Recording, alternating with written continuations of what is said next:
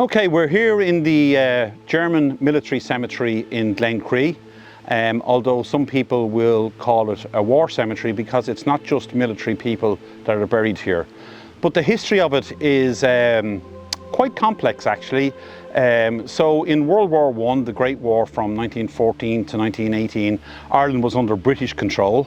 So Ireland was part of the war machine, the British Imperial war machine at that time. And any German civilians that were living in Ireland were interned for the duration of the war, and they were mostly interned in Templemore Barracks, which is now the Garda Training College. There was 2 people who died while interned for various different reasons, nothing to do with the war, and they are buried here in Glencree.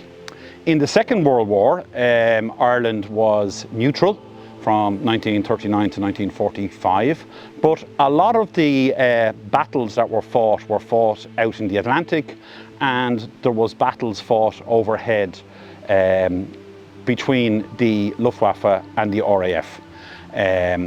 If a German pilot was in trouble with his plane, the best place to get to for that pilot probably would have been neutral Ireland, and it would have been you know, a safe haven, although they would have been interned until the end of the war, but at least they would have been safe. So any Luftwaffe pilots that were in trouble over the Atlantic, or even indeed over Britain, they would make for Ireland to crash land here.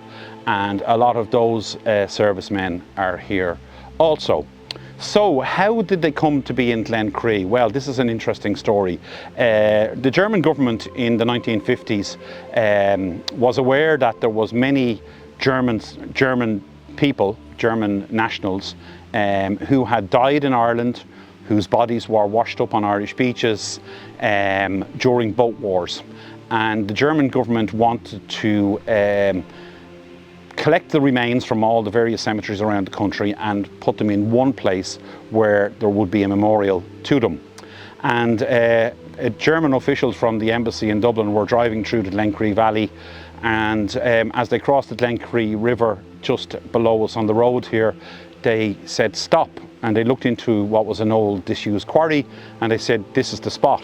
Beautiful river, very quiet valley, beautiful surroundings. Let's see if we can make this work. So they did, and the Irish government agreed, and in 1959 the old quarry here in Glencree was taken over by the German government, and they re-interned the remains of over 130 German nationals here in the cemetery. Most of the people that are buried here were not identified, but a lot were, and the others might have been identified by the uniform they were wearing at the time.